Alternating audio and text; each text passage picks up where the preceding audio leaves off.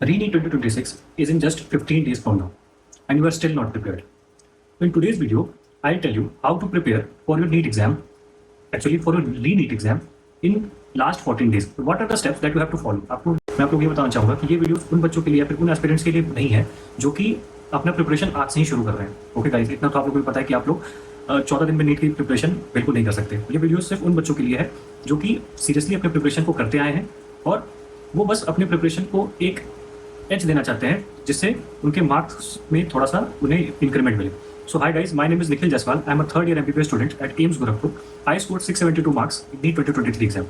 So let's begin with our topic. सबसे पहली चीज़ जो आप लोगों को करनी है ये करनी है कि आपको सबसे पहला स्टेप जो अपने नीट प्रिपरेशन में देना है जो कि लास्ट 14 डेज में वो होगा कि आपको बिल्कुल भी किसी भी नए टॉपिक को हाथ लगाने की जरूरत नहीं है। Need not to read any new topic. Okay, आप कोई भी नए टॉपिक को इसलिए नहीं पढ़ोगे क्योंकि आपने जो भी प्रिपरेशन करी है अपने थ्रू आउट द ईयर वो एनफ है। अगर आपने सही से प्रिपरेशन करी है तो आपको लास्ट 14 दिनों में या फिर 15 दिनों में आपको कोई भी नया टॉपिक पढ़ने की जरूरत नहीं है। क्योंकि अगर आप नए टॉपिक्स पे ध्यान दोगे तो जो कि आपके पुराने टॉपिक्स है जिसको आपको और रिवीजन करना चाहिए था, जिसपे आपको और क्वेश्चंस बनाने चाहिए थे, प्रैक्टिस करने चाहिए थे, आप उस चीज़ को स्किप कर दोगे। ओके, ये बात आपको भी पता है कि आप लास्ट के 14 से 15 दिनों में किसी एक नए टॉपिक पे मास्टरी नहीं हासिल कर सकते, है ना। You can't be a master of new topics. Okay, so it's better to focus on the topic that you have already read. The next thing you have to do is to practice as many as PYQs. आपको अपने last के 14 दिनों में सबसे ज़्यादा focus जिन topic पे देने हैं, मतलब जिन टॉपिक नहीं जिस चीज़ पे देनी है वो है आपके PYQs. आप जितने ज़्यादा PYQs सॉल्व करोगे अपने लास्ट के 10 to 14 डेज में वो आपको उतना ही ज़्यादा बेनिफिट करेगा। मैं ऐसा इसलिए कह रहा हूँ क्योंकि जो NTA का पैटर्न है नीट में क्वेश्चन देने का वो जनरली केमिस्ट्री में और फिजिक्स जैसे सब्जेक्ट्स में वो क्वेश्चंस को रिपीट करते हैं जो कि वो ऑलरेडी पिछले 10-15 सालों में देते आ रहे हैं। ओके, आपने खुद ने जब अपने PYQ सॉल्व करोगे ये चीज़ें रियलाइज होगी कि same sort of questions NTA हर 2 से 3 साल पे रिपीट करता है। फोकस करो। अब अलग अलग सब्जेक्ट्स के लिए PYQ सॉल्व करने के अलग अलग अप्रोच होते हैं। Okay, I will start from biology. Biology में सबसे पहली चीज़ जो मतलब की गलती बच्चे करते हैं वो ये करते हैं कि बायोलॉजी के क्वेश्चन सॉल्व नहीं करते। ओके, बच्चों को लगता है कि बायोलॉजी में सिर्फ NCERT पढ़ना इंपॉर्टेंट है, विच इज़ ट्रू। NCERT पढ़ना बायोलॉजी में इंपॉर्टेंट है, बट अगर आप बायोलॉजी की NCERT पढ़ करके बायो की NCERT पढ़ करके अगर आप क्वेश्चन सॉल्व नहीं करते then it's totally a waste of time. Okay, आपने डेली अपने बायो के चैप्टर्स रीड करे, एक टॉपिक मतलब एक पॉइंट रीड करा, बट आपने उसके क्वेश्चन सॉल्व नहीं करे, देन आप उस चीज़ से उतना आउटकम नहीं ले पाओगे, मतलब जितना आप आउटकम ले सकते थे बाई प्रैक्टिसिंग क्वेश्चंस। ओके, तो try to solve as many as questions from biology section also. अपने प्रिपरेशन में इस चीज़ को जरूर ऐड कीजिए, specially for the last 10 to 15 days, कि आपको बायोलॉजी सेक्शन से क्वेश्चंस सॉल्व करने हैं जितने ज़्यादा हो सके। Solve 100 to 200 questions from each and every chapter of biology, क्योंकि बायोलॉजी में क्वेश्चन सॉल्व करने में ज़्यादा टाइम लगता है। लाइक अगर मैं कंपेयर कर दूँ उसको फिजिक्स से, like if you are going to solve if you are trying to solve 200 questions from a chapter of physics then it will take hardly I guess अगर आपको 2 घंटे लग रहे हैं फिजिक्स में 200 क्वेश्चन सॉल्व करने में, ओके, तो आपको बायो में मुश्किल से 1 से 1.25 घंटा लगेगा। ठीक है, that's the huge time difference. Okay, तो आप बायो में इजीली पर chapter 100 to 150 to 200 question solve कर सकते हो ना। बायो में क्वेश्चन आपने सॉल्व कर लिए तो बायो में आपको क्वेश्चन PYQs आपने सॉल्व कर लिए सारे। ना फॉर केमिस्ट्री सेक्शन, केमिस्ट्री में आपको स्ट्रिक्टली अपने PYQs सॉल्व करने हैं लास्ट 10 to 15 ईयर्स की। Okay, specially for the organic chemistry and physical chemistry part, क्योंकि फिजिकल केमिस्ट्री और ऑर्गेनिक केमिस्ट्री में जो reaction based question, like specially organic chemistry जो रिएक्शन बेस्ड क्वेश्चन होते हैं वो बहुत ही ज़्यादा रिपीटेड होते हैं। और physics solve the PYQs of NEET of last 10 years along with last 5 years PYQs of JEE mains. ठीक है, क्योंकि आपको भी पता है कि NTA बिल्कुल ही अनप्रिडिक्टेबल है। जैसा कि उसने 2024 में सबसे इजी पेपर बनाया अपने लाइफ टाइम का NTA का नीट का सबसे इजी पेपर जो था वो 2024 में बना था। ठीक है, लेकिन ठीक उसके अगले ही साल NTA ने फिजिक्स का पेपर इतना टफ कर दिया क्योंकि वो नीट के इतिहास का सबसे टफ पेपर माना गया फिजिक्स में। ओके, तो NTA इज वेरी अनप्रिडिक्टेबल। और फिर उसने 2026 में फिजिक्स का पेपर जो दिया था वो काफी सिंपल दिया था, like it was very easy. Okay, तो NTA इज वेरी अनप्रिडिक्टेबल। आप बिल्कुल प्रिडिक्ट नहीं कर सकते कि जो आपका क्वेश्चन पेपर होगा स्पेशली फॉर फिजिक्स सेक्शन वो ईजी होगा या फिर टफर साइड पे होगा। ठीक है, तो इट्स बेटर टू प्रिपेयर। इससे आपको ये बेनिफिट होगा कि आप अपने नीट की प्रिपरेशन के साथ साथ अच्छे क्वेश्चंस की भी प्रैक्टिस करके जा रहे हो एग्जाम में, कि अगर पेपर थोड़ा सा टफ भी आया तो आपको ज़्यादा प्रॉब्लम नहीं होगी। ठीक है, तो this was the previous year questions practice कैसे करना है उसके बारे में मैं आपको बताया। अगली चीज़ रिविजन कैसे करना है। For the last 10 to 15 days आपको रिवीजन कैसे प्लान करना है अपना।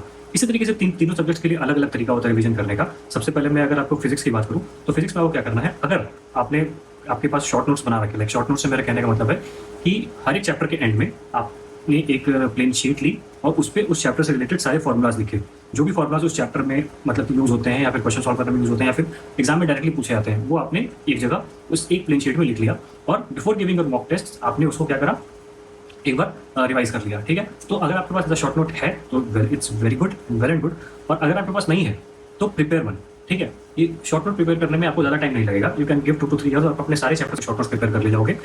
केमिस्ट्री में वो क्या करना है, सेम चीज़ आपको केमिस्ट्री में करनी है, स्पेशली इन फिजिकल केमिस्ट्री, कि उस शीट पे सारे रिएजेंट्स 2 कॉलम बनाने हैं आपको। ठीक है, क्रिएट 2 कॉलम्स। एक तरफ आप लिखोगे सारे रिएजेंट्स के नाम और दूसरी तरफ आप लिखोगे सारे उसके यूजेस।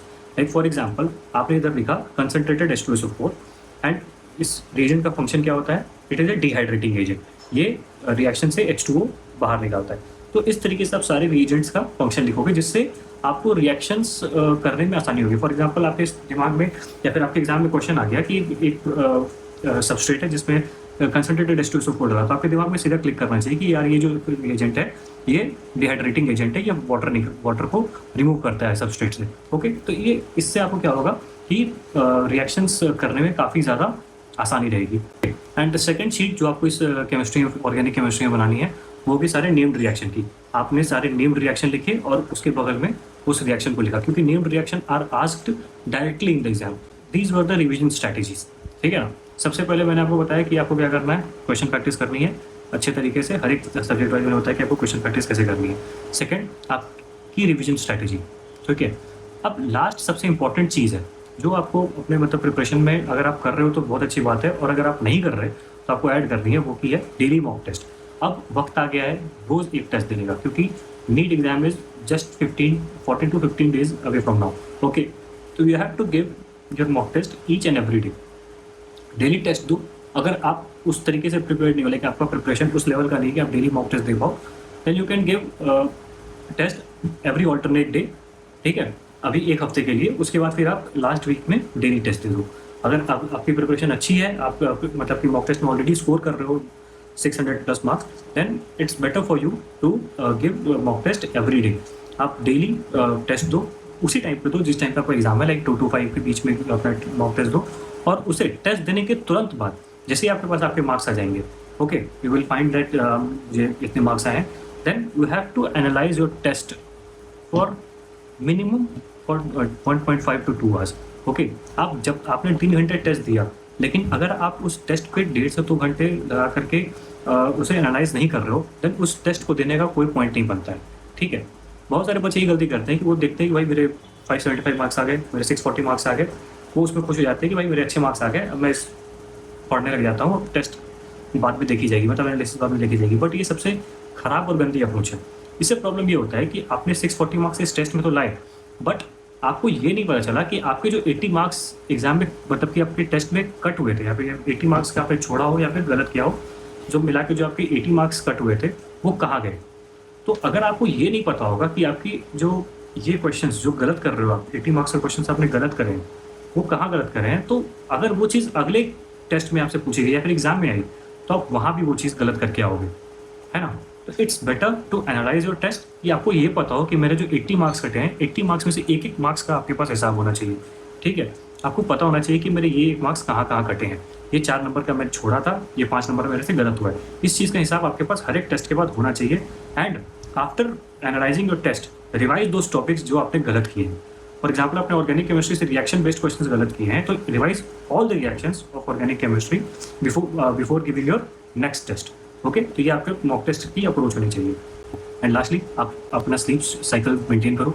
ठीक है, एग्जाम 2 से 5 है, रात के 2 से 5 नहीं। जितने भी नाइट आउट्स मेरे को सुन रहे हैं, जो भी रात में पढ़ते हैं, प्लीज़ इस बात को फोकस करो कि आपको रात में अब पढ़ना बंद करना है। करेक्ट स्लीप शेड्यूल, रात में 10 से 11 बजे सो जाओ, सुबह 7 से 9 बजे के बीच में उठो। ठीक है, फ्रेश रहो, 2 से 5 के बीच में बिल्कुल फ्रेश रहो, दिमाग आपका फ्रेश होना चाहिए, आपका दिमाग उस समय काम करना चाहिए। ठीक है, अगर आपकी आदत रहेगी रात में सोने की, रात में पढ़ने की और सुबह सोने की, तो आपको एग्जाम के दिन भी सोते रह जाओगे भाई।